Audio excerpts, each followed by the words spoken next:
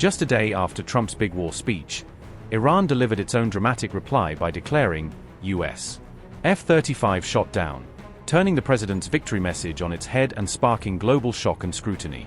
America's most advanced fighter jet, costing around $80 million, is now claimed to have been downed by Iran, raising serious questions about U.S. air superiority and the true vulnerability of its cutting-edge hardware. Iranian missiles, according to Tehran's narrative, completely destroyed the F-35 jet so quickly that the pilot could not even eject, a stunning claim that, if true, would mark one of the most humiliating losses for the U.S. Air Force. Then came reports that another Western warplane had been shot down over the Persian Gulf, suggesting that the skies above this flashpoint are becoming increasingly deadly even for NATO's most advanced aircraft.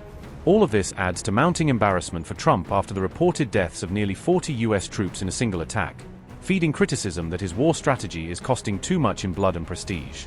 Trump has vowed to continue the war, insisting that the U.S. will not back down. But signs are growing that the American military is already on the brink, stretched by losses, mounting threats, and an enemy that seems far from broken. Iran claimed to have shot down 2 advanced U.S. fighter jets on day 35 of the war, using the dramatic announcement to showcase its air defenses and imply that American air power is now vulnerable in its skies. Iranian officials reportedly claimed that one of the downed jets was an F-35, with the IRGC boasting that newly deployed, more advanced air defense systems managed to hit the stealth aircraft in central Iran on April 3. The downed F-35 was said to belong to the U.S. Lakenheath squadron, according to IRGC statements cited by Press TV, which added that the jet was completely destroyed in the crash and that the pilot's fate remained unknown. Iran also claimed that the second jet brought down was another advanced U.S. fighter, reinforcing its message that even top-tier American aircraft can now be intercepted and destroyed over Iranian territory. The jet was reported to have been completely destroyed on impact after crashing inside Iran, with state media heavily publicizing the wreckage as proof of what they called a major battlefield achievement. However, later reports from within Iran revised the story, saying that the crashed U.S. warplane was actually an F-15E instead of an F-35, creating confusion over what was really shot down and casting doubt on Tehran's initial claims.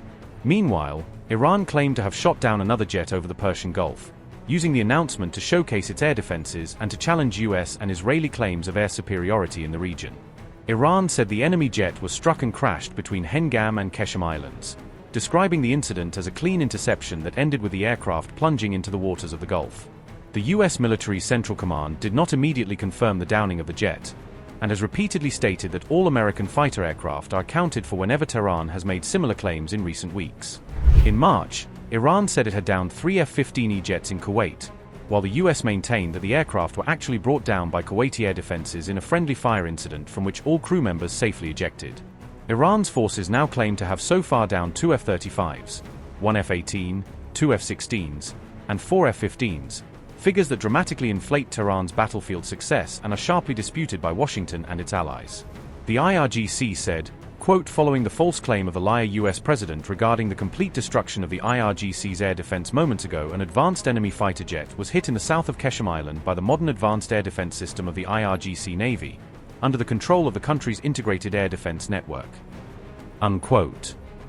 Earlier, Trump had said Iran's naval and aerial forces had suffered debilitating damage, insisting that sustained U.S.-Israeli strikes were steadily eroding Tehran's ability to threaten American and allied assets. My first preference was always the path of diplomacy, yet the regime continued their relentless quest for nuclear weapons and rejected every attempt at an agreement. For this reason, in June, I ordered a strike on Iran's key nuclear facilities, an Operation Midnight Hammer. Nobody's ever seen anything like it. Those beautiful B-2 bombers performed magnificently. We totally obliterated those nuclear sites. The regime then sought to rebuild their nuclear program at a totally different location, making clear they had no intention of abandoning their pursuit of nuclear weapons. They were also rapidly building a vast stockpile of conventional ballistic missiles and would soon have had missiles that could reach the American homeland, Europe, and virtually any other place on Earth. Iran's strategy was so obvious.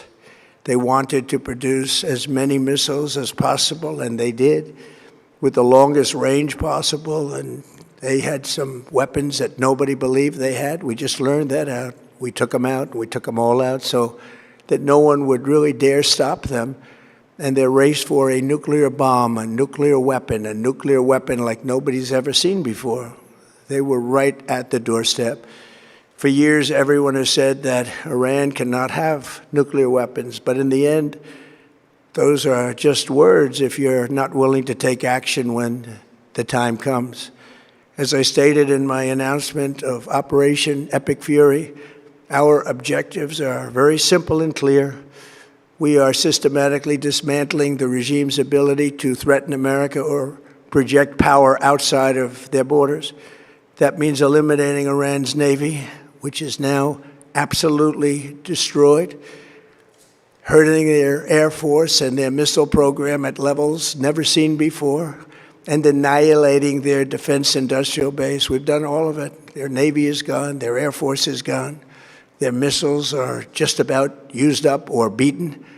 Taken together, these actions will cripple Iran military, crush their ability to support terrorist proxies, and deny them the ability to build a nuclear bomb.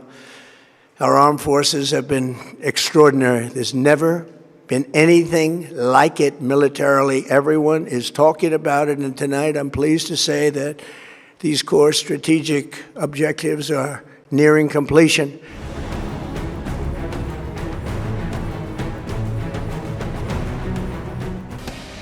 Iran on April 1st claimed that 37 U.S. troops were killed in a single strike amid the war, a dramatic allegation clearly aimed at showcasing its offensive power and undermining Washington's narrative of dominance. The Iranian military further claimed that the U.S. suffered dozens of casualties in a strike on the UAE, suggesting that American forces and bases in the Gulf are far more vulnerable than the Pentagon is publicly willing to admit. Iran said it targeted a gathering of U.S. troops near the Al Minhad Air Base in Dubai, portraying the attack as a direct response to American operations and a warning that any regional hub supporting the war is now a potential target. Notably, no U.S. or UAE officials immediately confirmed the claims made by Iran, raising questions about the accuracy of Tehran's narrative and highlighting how information warfare is shaping perceptions of this conflict. Iran's military also claimed responsibility for an attack on an oil tanker belonging to Israel, framing it as part of a wider campaign to hit Israeli-linked assets far beyond the immediate war zone. This was the second such attack in just 2 days, with an Israeli cargo ship reportedly being hit earlier, signaling a deliberate effort to threaten maritime traffic and raise the costs for Israel and its allies. However, in his speech on April 1st, Trump claimed that only 13 U.S. troops had died so far, a figure that sharply contrasts with Iran's boasts and adds to the confusion over the true human cost of the conflict. نیروی دریایی سپاه در 5 عملیات گسترده و پردامنه با ترکیب موشک‌های بالستیک و کروز و پهپادهای انهدامی اهداف برجسته نظامی دشمنان آمریکایی صهیونیستی در منطقه را منهدم ساختند. در نخستین هدف تهاجمی این نیرو 2 رادار هشدار زودهنگام در اختیار آمریکایی‌ها در منطقه و مستقر بر یک سازه دریایی در آبها و جزایر امارات با دقت بالا منهدم گردیدند.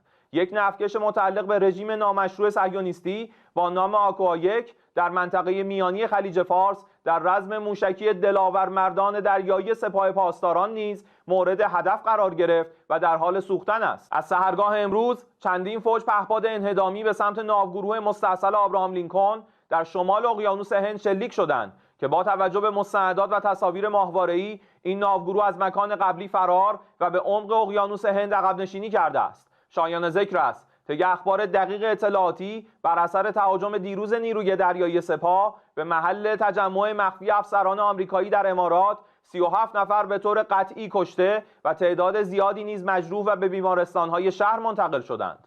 ارتش جمهوری اسلامی ایران از بامداد امروز محل استقرار هواپیماهای سوخرسان آمریکا مستقر در فرودگاه بنگوریون و سایت راداری کشف و رهگیری موشک‌ها و پهپادهای رزمی و سایت‌های جنگ الکترونیک مستقر در امارات را با پهپادهای هجومی مورد هجوم حملات خود قرار داد. تهاجم قدرتمندانه نیروهای مسلح جمهوری اسلامی ایران و همزمان حملات شجاعانه و مؤثر گروه‌های مقاومت با بهره‌گیری از موشک‌ها و پهپادهای هجومی پرقدرت و نقطه‌زن باعث گردیده است تجمع نیروهای آمریکایی و صهیونیستی را با دقت هدف قرار داده و به هلاکت برسانند و من نصر الا من عند الله العزیز الحکیم. As we celebrate this progress, we think especially of the 13 American warriors who have laid down their lives in this fight to prevent our children from ever having to face a nuclear Iran. Twice this past month, I've traveled to Dover Air Force Base, and it's been something. I wanted to be with those heroes as they return to American soil, and I was with them and their families, their parents, their wives, their husbands. We salute them, and now we must honor them by completing the mission for which they gave their lives. And every single one of the people, their loved ones said, please, sir, please finish the job, every one of them. And we are going to finish the job, and we're going to finish it very fast.